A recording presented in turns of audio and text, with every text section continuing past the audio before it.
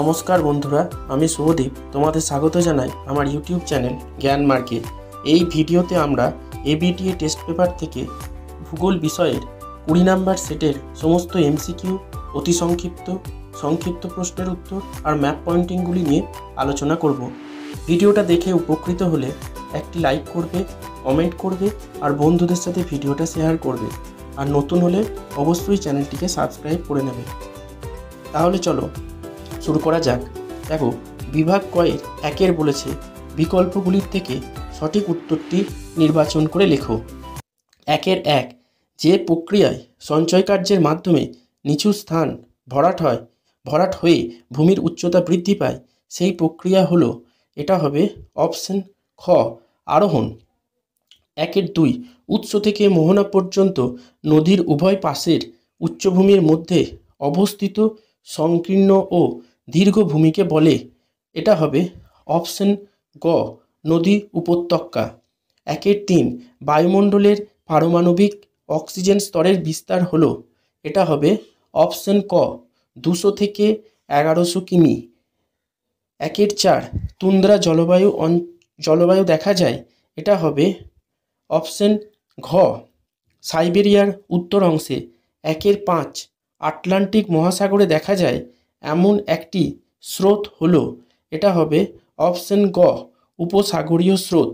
একের ছয়, চাঁদ ও সূর্যের যে কৌণিক দূরত্বে মরা জোয়ার সংঘটিত হয় তা হলো, এটা অপশন ক, 90 ডিগ্রি। একের সাত, একটি তেজস্ক্রিয় বর্জ্যের উৎস হলো, এটা হবে অপশন খ, পারমাণবিক বিদ্যুৎ কেন্দ্র। একের আট, ক্ষেত্রফল অনুসারে ভারতের বৃহত্তম রাজ্যটি হলো, এটা হবে অপশন গ, রাজস্থান। একের নয়, ভারতে অবস্থিত হিমালয়ের সর্বোচ্চ পর্বতশৃঙ্গের নাম হলো, এটা হবে অপশন ঘ, কাঞ্চনজঙ্ঘা।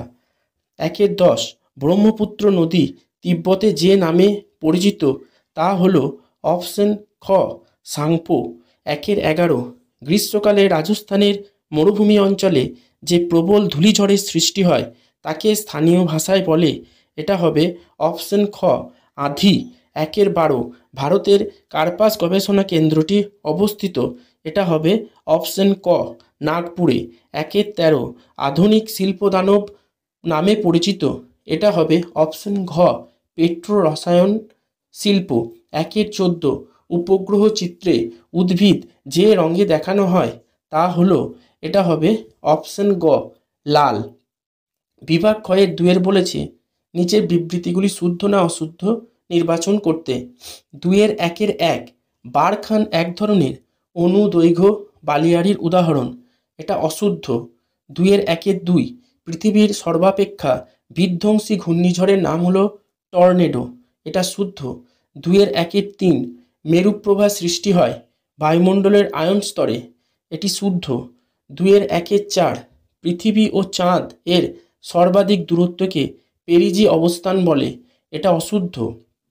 দুয়ের একের পাঁচ, সকল বর্জ্যই পরিবেশ দূষণ ঘটায়, এটা অশুদ্ধ। দুয়ের একের ছয়, আসামের ব্রহ্মপুত্র অববাহিকা ভারতের সর্বাধিক বন্যাপ্রবণ অঞ্চল, এটা শুদ্ধ। দুয়ের একের সাত, র্যাডার একটি সক্রিয় সেন্সারের উদাহরণ, এটা শুদ্ধ। দুয়ের দুই বলেছে উপযুক্ত শব্দ বসিয়ে শূন্যস্থান পূরণ করো। দুয়ের এক, আল্পসের ম্যাটারহর্ন হলো একটি ড্যাশ, উত্তর হবে পিরামিড চূড়া। দুয়ের দুই, উচ্চ গতিতে নদীর প্রধান কাজ ড্যাশ, উত্তর হবে ক্ষয়।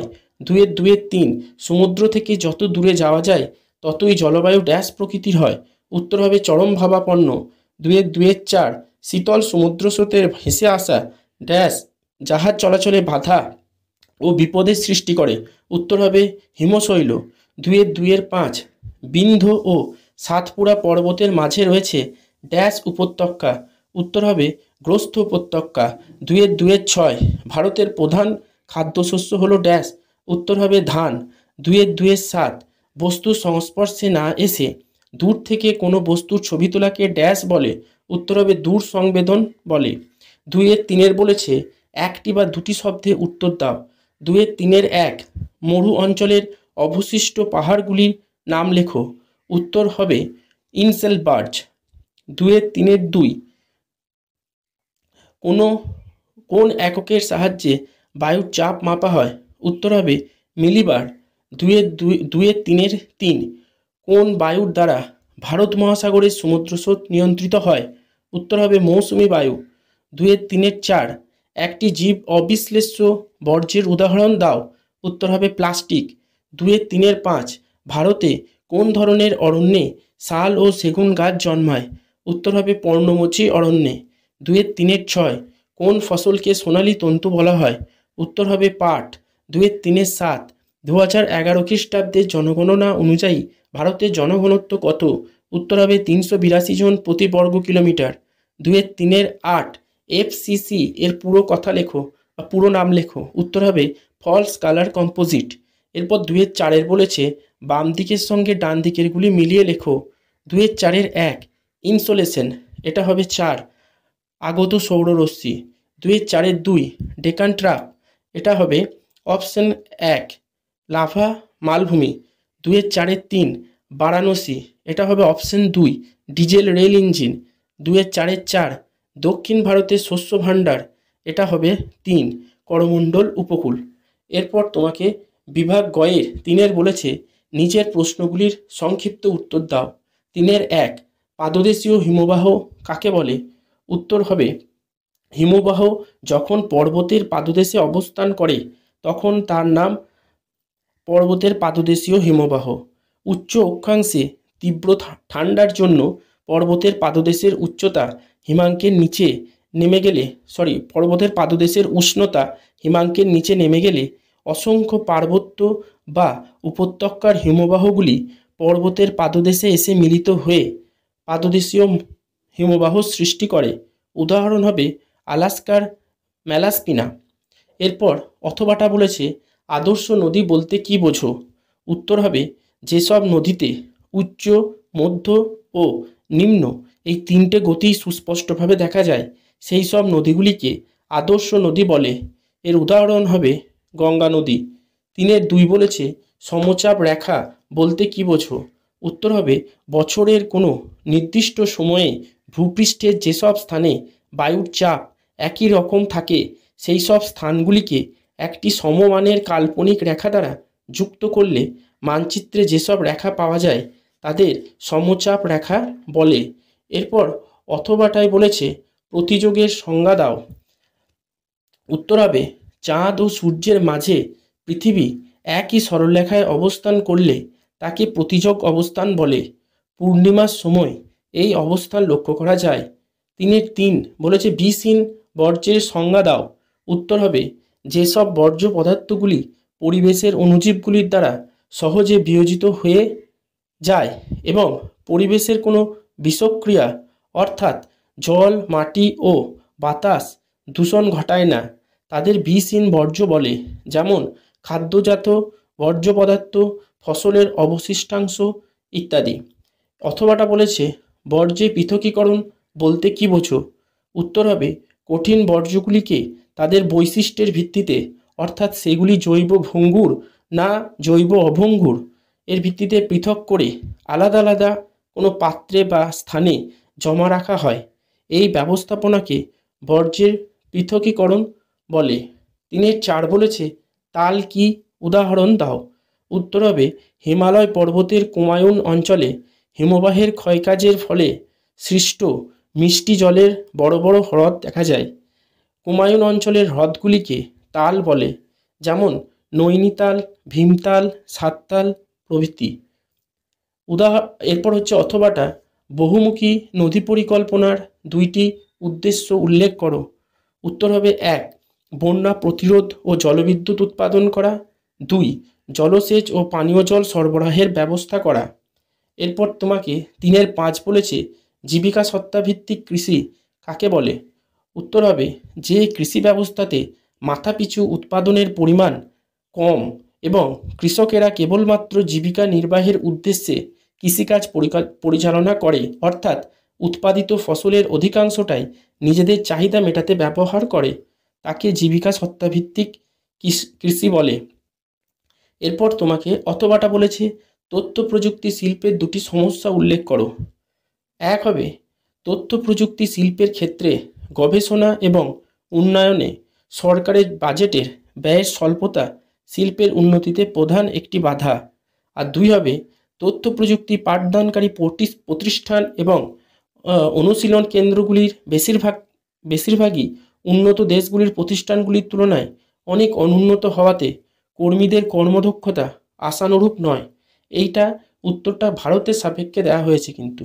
এরপর 3-6 বলেছে ভূবৈচিত্র্যসূচক মানচিত্রের সংজ্ঞা দাও।